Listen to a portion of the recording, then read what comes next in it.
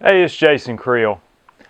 You know, I learned another important lesson this week in lawn care, and it has to do with dealing with your online reputation.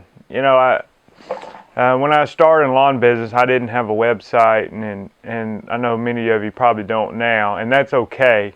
But I will say there's a huge opportunity in online marketing. Whether you know, for me personally, having a website, I get a lot of leads from that website, just for people moving into town, looking for a lawn care company, and then all your, you know, social media, so Facebook, YouTube, and those things, you know, also can generate business for you. So what I learned with that great potential that the internet brings, and that you get a lot of customers, and in my opinion, it's well worth it. There's also the added exposure that can you know, sometimes be a negative. And so, to be more specific, what happened is today or this week, I was looking at my business on Facebook, my Facebook business page for my lawn business, which I don't look at very often, unfortunately.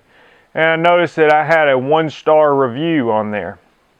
I had a 5-star review and a 1-star review. And you know how it works. You're typically going to either get a 5-star review or a 1-star review. I mean, most people don't pick, they either love you or hate you, basically. And so I got to looking, I thought, you know, I'm not that big of a company. I feel like I would know if a customer out there really thought I was doing terrible. So let me see who gave me a 1-star review. And it's on Facebook, so you can, you know, see the person. And I go look, and it's not one of my customers. And what the review basically said was, it said this, it was a lady, she said, my husband tried to call this lawn company, and they totally blew him off and said they were not interested in mowing our grass, you know. And she put on there, that's terrible business to me, or something like that. And I got to thinking back, I was like, who, you know, anyway, I could go on the details of what I don't even remember the situation, to be honest with you.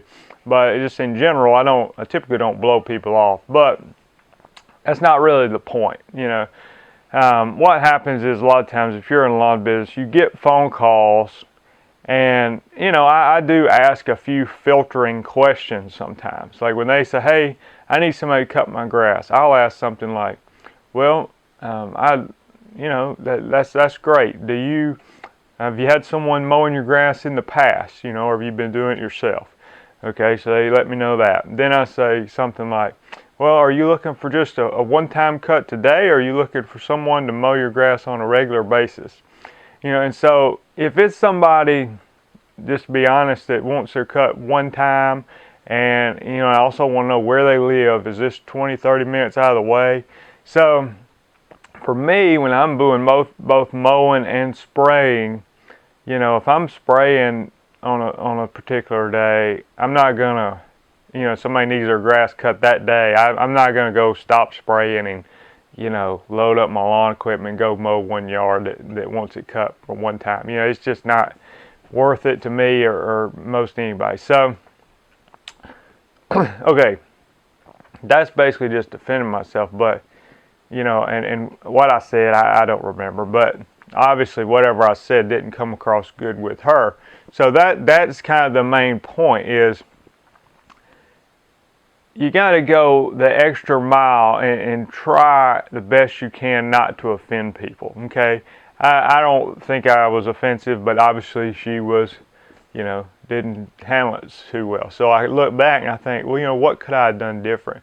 Because now, even though, you know, this lady wrote a 1-star review for everybody to see, you know, even though I didn't, you know, in my opinion, do anything wrong, I got to think, how can I try to minimize that from happening in the future? Not that I can eliminate it. I mean, you know how people are. People are going to write bad stuff, and people are going to write good stuff. So I thought of a couple things I need to do better, and this would be the practical application here. One is be very careful in my wording to customers, both ones I want and ones I don't want for whatever reason, you know, whether they're too far out of my area or they just want a one-time cut. So how could I have worded that? You know, say somebody calls and they say, you know, hey, I just need my grass cut today. Can you do it today? And I said, well, do you want it done on a regular basis? And they said, no, we're going to do it, but my lawnmower's broke. Can you just come cut it today? We live 30 minutes away. And okay, so obviously in my mind, I hear those things. I'm not interested at all. Or, you know, you can just tell sometimes by the way they're talking, they just want it for dirt cheap. You know, I'm not interested. So what I need to do better at is how to communicate I'm not interested. And say, oh no, we're not interested. Call somebody else. I can't help you. Okay, that's not good enough, because people get mad and they write 1-star reviews for you. What I could say is, you know, I need to think about this, because I don't know exactly what to say, but obviously I need to think of something better. I think one thing I could do is, I do have a relationship with several mowing guys, and one of them, a friend of mine, I almost need to talk with him and just say, hey, let's have an agreement between each other. Sometimes customers call and I can't do it. You can leave in the comments if you think this is shady or not. But if I say, hey, talk to my mowing guy and say, what if I, you know, refer them to you, and you feel free to do the same to me, and maybe that'll at least feel like we're making an attempt. And maybe he can do it. Maybe he's not as booked that day, you know. So I don't want to just totally push somebody aside. But if I said something like this to a customer, I said, you know, I'm sorry, but today is our schedule's fully booked today. I've got a friend of mine in the lawn business. Would you mind if I give you his number, and perhaps he can help you? You know, at least that way it comes across that, like, hey, I'm not totally trying to blow you off. And perhaps my friend can help him, perhaps he can't, but he can, you know, at least it made an attempt that I was trying to help him. But, you know, like I said, I may need to think through my line a little bit better. But whatever the point is, think through how you're going to communicate.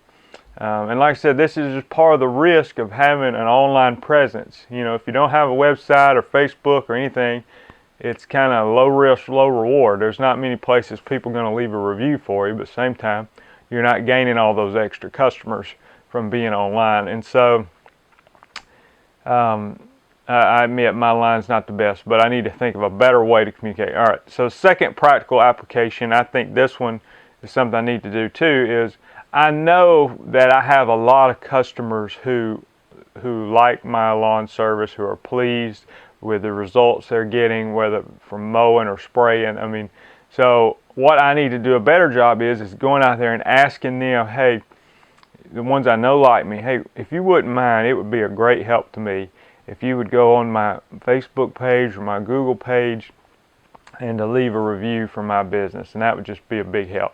So then, okay, if I got, you know, if I have, you know, 12 or 13 good reviews, then you got the 1-star review that says he blew me off, doesn't look near as bad.